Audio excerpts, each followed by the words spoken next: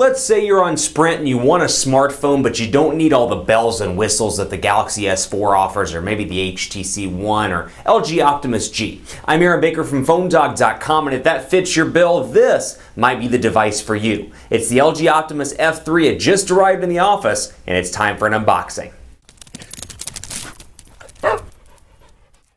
There's a new LG Optimus in the office here in PhoneDog Dallas. It is the LG Optimus F3, and special thanks to LG for sending us over a review unit so we can check it out. Now, maybe you don't need that Optimus G or that Optimus G Pro on AT&T. It's just too much phone for you. You want something a little bit smaller, and it can be portable, and maybe it doesn't need the specifications that come with the Optimus G Pro. This could be a great unit for you. The Optimus F3, just to give you a quick recap of specs, includes a 1.2 gigahertz dual-core Snapdragon 400 CPU, 4 gigs of internal storage, 1 gig of RAM, 2,460 milliamp hour battery, and a 4-inch display that, even though it's not HD, it has 480 by 800 pixels and is an IPS display. So you can see the typical Sprint box here, 4G LTE connectivity as well in markets that support it on the Now network. But before we jump too far into that, I want to give special thanks to our partners at Best Buy, because they give us phones like this that we actually give to you for free on the site at PhoneDog.com. When you go into Best Buy Mobile, you'll walk out working, whether you get the F3 or something else. They'll make sure your email's set up, your camera settings are good to go, that you walk out the door and you're good to go,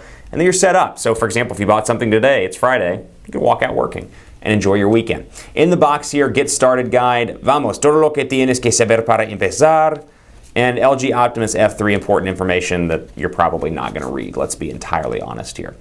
Recycling bag, good stuff. Battery, 2,460 milliamp hours, just to recap. AC adapter module, USB cable, nothing too crazy, cray-cray as they say, in the box. And we'll load up location, privacy. Just kidding, that's not what we're going to load up.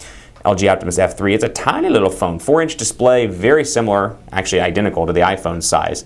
So even though it looks tiny on an Android phone, it's huge in iPhone land.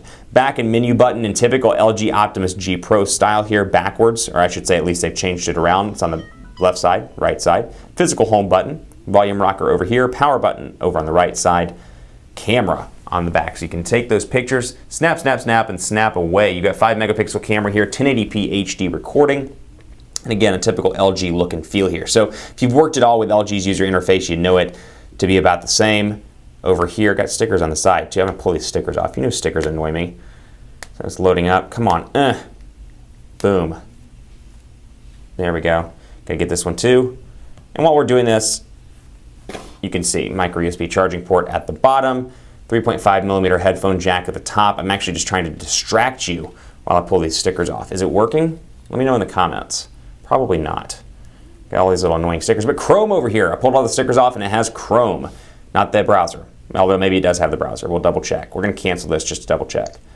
And we'll take a look and see if it has Chrome. And speaking of apps in the box here, and it's taking its sweet time to load up here. Voicemail, 4G LTE connectivity, like I said. Apps include, it does have Chrome out of the box. What do you know? File share, LG Tag Plus for NFC tagging, Sprint's mobile ID, and then you got some other Sprint applications, including nothing else. Quite surprising. Mobile ID, and that's about it. No Sprint TV out of the box. No Sprint navigation out of the box, or telenav out of the box. You do have Google Shopper, Google Plus, all the typical Google Plus integration you would expect. YouTube, the YouTubes, and then more. So let's take a look at messaging here. Keep in mind, 4-inch display, so compare this to something like the Galaxy S4 with a 5-inch display, and you can see the size difference over here. Yes, PhoneDog is the best. I'm glad you said that, Galaxy S4. We'll hit new message and take a look right here at the keyboard. Portrait to landscape mode, once I get this all taken care of, you can see is reasonably fast. This is not going to be a quad-core processor device. This is not going to blow your mind. Okay. Hello. Ooh, getting some messages. Yeehaw. So you can see here, hey there, how are you doing? Hey there, Jiao H you fooing. That's about right. Landscape mode here as well, you can see the most part pretty fast, and it does have the ring around the notification, or excuse me, the ring around the physical menu button down here at the bottom, or physical home button, I should say, where I can come into display, or maybe it's home screen. Battery apps, cannot remember which one it's in, honestly. Maybe it's in display. There's the, here we go, front touch key light. I can change this around, make it 1.5 seconds or a little bit longer, always on if I want it to, but then I can go to home button LED and say, hey, you know what, when I get a calendar message, when I get an alarm, when I get a missed event, I can make it light up and do pretty things. You can do that just like you can on the Optimus G Pro, which is a cool little feature for a device that is arguably mid-range. So bringing some of those high-end features to the mid-range feature set.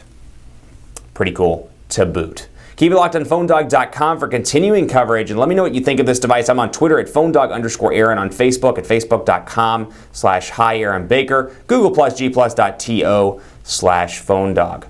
Boom, PhoneDog.com loading up right now. They don't have any network connectivity, so it's not going to go very far. Let me know what you think of this device, and let me know if you would consider this over some of the high-end options on Google+, Facebook, or Twitter. Thanks for watching. Have a great weekend, and as always, I'll see you next time.